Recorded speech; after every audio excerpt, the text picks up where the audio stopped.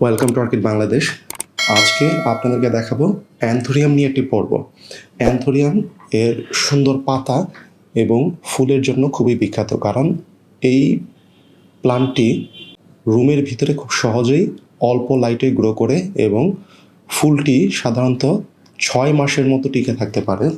এই জন্য আপনার অফিসে এবং রুমে এটি খুবই পপুলার, কারণ অনেকদিন ফুলটাও থাকে এবং পাতাটাও দেখতে সুন্দর লাগে ফুল ছাড়াও।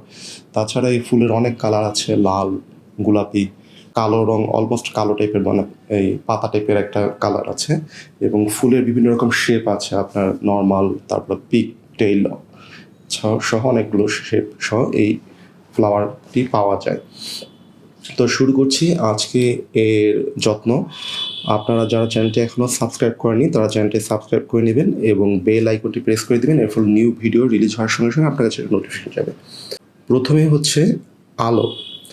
অ্যান্থোরিয়াম গ্রো করার জন্য খুব বেশি একটি আলোর প্রয়োজন নেই। আপনারা খুবই অল্প আলোতে আপনার অ্যান্থোরিয়ামটা গ্রো করতে পারেন, অনেকটা জিজি প্ল্যান্টের মতো। কিন্তু জিজি প্ল্যান্ট শুধু পাতা হয়ে থাকে এবং অ্যান্থোরিয়ামে পাতা এবং ফুল দুটোই দেখতে সুন্দর। যেহেতু আপনার এটি রুমের ভিতরে খুব অল্প আলোতে বা কৃত্রিম আলো নিচে বা উইন্ডোর পাশে ব্রাইট লাইটে গ্রো করে, এই জন্য এটি রুম এবং অফিসে রাখার জন্য খুবই উপযুক্ত একটি প্লান্ট। কিন্তু আপনারা একটা খেয়াল করবেন, তা আপনারা যদি খুব অল্প আলোতে এটি রাখেন, ভয় পাওয়ার কিছু নেই। গ্রোথ কম হবে বা গ্রোথ একদম স্টপ হয়ে যেতে পারে, কিন্তু প্লান্টটি মরার সম্ভাবনা থাকবে না।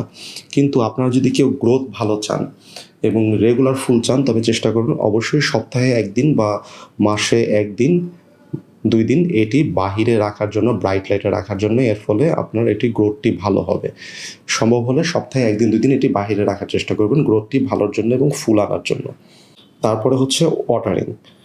আপনারা এটি পানি কীভাবে দিবেন? এটি পানি উপরের পার্টটা শুকিয়ে গেলে আপনার এটিতে পানি দিতে হবে, এর আগে পানি দেওয়ার প্রয়োজন নেই। অ্যান্থোরিয়াম ময়েস্ট থাকতে পছন্দ করে, কিন্তু সগি ভালো পছন্দ করে না। মানে হচ্ছে অল্প ময়েশ্চার থাকবে মিডিয়াতে, কিন্তু মিডিয়াটি কখনো ভেজা ভেজা থাকবে না সবসময়। মিডিয়াটি হালকা শুকিয়ে গেলে, মানে মিডিয়াটা এই পর্যন্ত শুকিয়ে গিয়েছে, তারপর আপনার পানি দিবেন। নিচেরটুকু ভেজা থাকলে সমস্যা নেই। এবং অবশ্যই খেয়াল করবেন যে পটটি আছে, পটটিতে যেন আপনার ড্রেনেজ হোল থাকে। দেখেন এটিতে অনেক ড্রেনেজ হোল আছে। ড্রেনেজ হোল ছাড়া যদি আপনার পটে দেন, তাহলে মিডিয়াত বেশি সগি হয়ে রুট রট হওয়ার সম্ভাবনা থাকে একটি। এরপর হচ্ছে হিউমিডিটি। এই প্লান্টটা হিউমিডিটি পছন্দ করে, এই জন্য যারা এসি রুমে রাখবেন চেষ্টা করবেন রাতেরবেলা ঘুমানোর সময় এটি বাহিরে রাখার জন্য, যেন একটু হিউমিড থাকে, কারণ এসি রুমে সাধারণত হিউমিডিটি একটু কম থাকে। এটি যেহেতু হিউমিডিটি পছন্দ করে, এই জন্য আপনারা রাত্রেবেলা বাহিরে রাখতে পারেন। আর হিউমিডিটি বাড়ানোর জন্য আপনারা এটা নিচে একটা হিউমিডিটি ট্রে দিতে পারেন অল্টারনেটিভ হিসেবে। ট্রের মধ্যে পাত্র বিছিয়ে পানি দিয়ে রাখতে পারেন, এতে এটা হিউমিড থাকবে। আর অল্টারনেটিভলি আপনারা মাঝে মাঝে মিস্টিং করতে পারেন পাতার মধ্যে, তবে খেয়াল করবেন ফুলের মধ্যে যেন মিস্টিং না যায়। ফুলের মধ্যে মিস্টিং গেলে আপনার কিন্তু ফুলটি নষ্ট হয়ে যাওয়ার সম্ভাবনা থাকে, কালো কালো দাগ পড়ে যায় বা ফুল নষ্ট হয়ে যায়। এটার পটিং মিক্স আপনারা যদি খেয়াল করে দেখেন, এটি লাগানো হয়েছে কোকো হাস্কে, মানে কোকো হাস্কের যে ডাস্টটা আছে, মানে কোকোপিট বলে আমরা, কোকোপিট এবং পারলাইট মিক্স করে লাগানো। এটি অনেকে মাটিতেও লাগিয়ে থাকে, কিন্তু মাটির থেকে আপনার কোকো হাস্ক এবং পারলাইট মিক্স এটি ভালো হয়।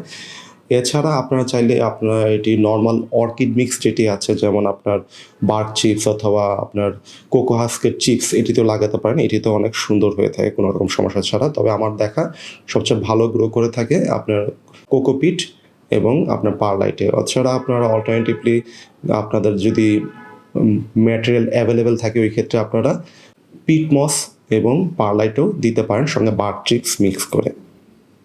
তারপর হচ্ছে ফার্টিলাইজার।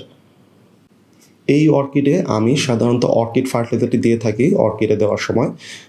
অনেকে বলে মাসে একবার দেওয়ার জন্য, তো আমি সপ্তাহে 2 সপ্তাহে একবার দিই আপনার গ্রো, আর একবার আপনার ফুলের ফার্টিলাইজারটা দিই। অর্কিডে যে ফার্টিলাইজারটা ওটি আছে এবং বেশ ভালোই গ্রো করছে এটি। আপনার ফার্টিলাইজার অবশ্যই এটার গুঁড়ায় দিবেন এবং পাতাতেও চাইলে দিতে পারেন, তবে ফুলে না দেওয়ার চেষ্টা করবেন, এতে ফুলে দাগ পড়ে যাওয়ার সম্ভাবনা থাকে। তবে কখনোই আপনার নর্মাল প্লান্টের ফার্টিলাইজারটা দিবেন না, কারণ ওটা অনেক স্ট্রং। ওই ক্ষেত্রে আপনার এটা পুড়ে যাওয়ার সম্ভাবনা থাকে। যেমন আপনার আমাদের দেশে যে নর্মাল ফার্টিলাইজার হচ্ছে, মানে ইউরিয়া বা এই টাইপের ফার্টিলাইজার দিলে খুবই সাবধানে দিবেন, প্লান্ট ভালো করার থেকে নষ্ট করার সম্ভাবনা থাকে ওই ফার্টিলাইজারগুলো। তারপরে হচ্ছে প্রুনিং। যে নষ্ট পাতাগুলো থাকে, আপনারা যদি খেয়াল করে দেখেন এই পাতাটা একটু নষ্ট হয়ে গেছে, আপনারা চাইলে এটা কেটে দিতে পারেন। এই পাতা এখানে একটা দাগ পড়েছে, এটা কেটে দিতে পারেন, নষ্ট পাতাগুলো কেটে দিতে পারেন, অথবা যেগুলো ইয়েলো হয়ে যায় কেটে দিতে পারেন নতুন গ্রোথ এনকারেজ করার জন্য। আর অবশ্যই এই ধরনের পাতা কেটে দিলে আপনার ডিজিজ হওয়ার সম্ভাবনা কম থাকে, কিন্তু এই পাতাগুলো যেহেতু শুকনা, ভেজা না এবং সগি না, এই জন্য আমি এগুলো কাটছি না, কিন্তু অবশ্যই সগি থাকলে কেটে দেবেন। এবং এই ধরনের ভিতরে যদি শুকনা পাতা টাতা থাকে এগুলো কেটে প্লান্টটি পরিষ্কার রাখার চেষ্টা করবেন। তারপর হচ্ছে প্রোপাগেশন। এই প্লান্টটি প্রোপাগেট করা খুব সহজ। এটি প্রোপাগেট করতে হয় সাধারণত এর নিউ শুট থেকে। আপনারা যদি খেয়াল করে দেখেন এখানে একটা নিউ শুট বের হয়ে এসেছে, মানে এটা একটা নতুন প্লান্ট। এটা যখন আরও বড় হয়ে যাবে, চাইলে আপনারা এটা খুব সাবধানে এটাকে আলাদা করে নতুন একটা পটে লাগিয়ে দিলে নতুন একটা প্লান্ট হবে। আপনারা যদি খেয়াল করে দেখেন এখানে অনেক নিউ শুট আছে, এইখানে একটা নিউ শুট আছে, তারপরে এইখানে আছে। আপনার প্রতিটা আলাদা করলে প্রতিটা একটা করে নিউ প্লান্ট হবে। এখানে দুটো আছে, তো প্রতিটা আপনার নতুন করে প্লান্ট হয়ে যাবে।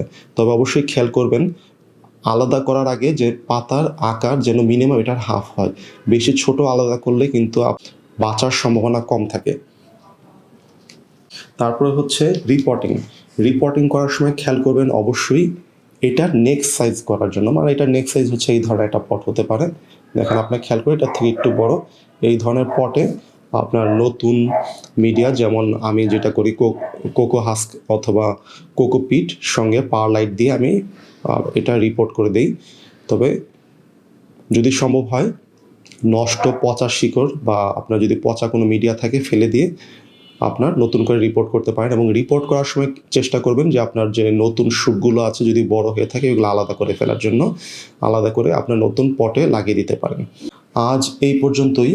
অ্যান্থোরিয়াম নিয়ে বা আপনার ইনডোর প্লান্ট অথবা অর্কিড নিয়ে আরও কোনো কোয়েশ্চেন থাকলে আমাদের ফেসবুক গ্রুপ অথবা আমাদের ইউটিউব কমেন্ট বক্স অথবা আমাদের ফেসবুক পেজে লিখে জানাতে পারেন। এবং ভিডিওটি ভালো লেগে থাকলে অবশ্যই লাইক এবং শেয়ার করবেন। ধন্যবাদ।